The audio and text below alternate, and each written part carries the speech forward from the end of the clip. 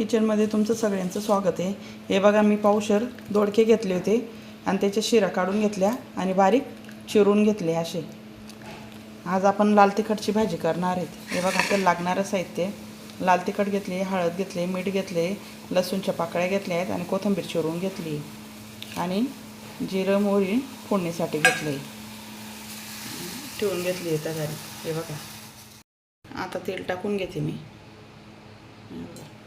तेल टाकून घेते। अशा नवीन रेसिपी बघण्यासाठी माझ्या चॅनलला सबस्क्राईब करा। तुमच्यापर्यंत पोहोचतील माझ्यावाल्या सगळ्या रेसिपी। मग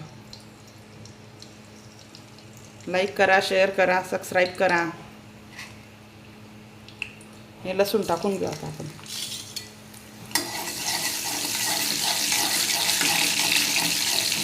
चांगलं परतू द्यायचं त्यांना। हे लाल तिखट, हळद, मीठ टाकून घेऊ आपण। ते पण चांगलं परतून घेऊ।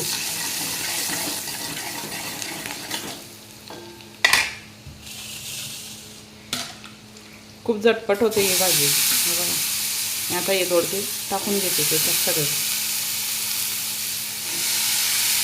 त्यांना मी चांगलं परतून घेते। हे बघा,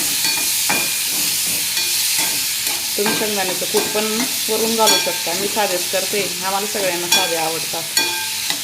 एखादी वेळेस नक्की करीन तुम्हाला दाखवण्यासाठी। सगळे दोडके टाकून घेतले मी आणि चांगलं परतून घेते आता।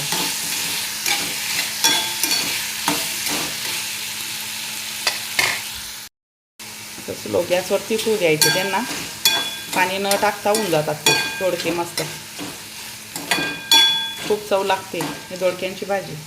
तुम्ही नक्की ट्राय करून बघा, खाऊन बघा या पद्धतीने।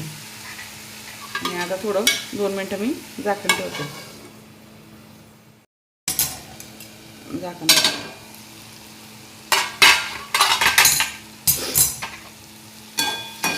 हे बघा, मस्त होते बघा।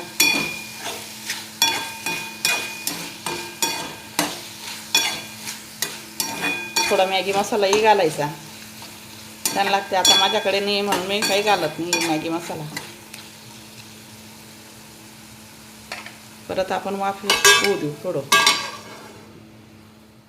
बघू आपण। हे बघा, मस्तपैकी झाली आपली भाजी बघा। बिना पाण्याची वाफवली बघा।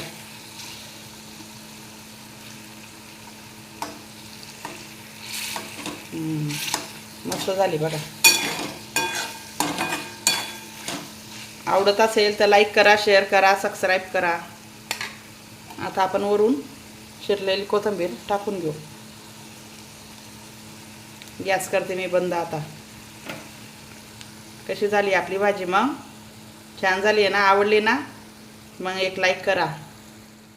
बघा, मी प्लेटमध्ये काढून घेतली दोडक्याची भाजी। या मग जेवायला, दोडक्याची भाजी खायला या मग।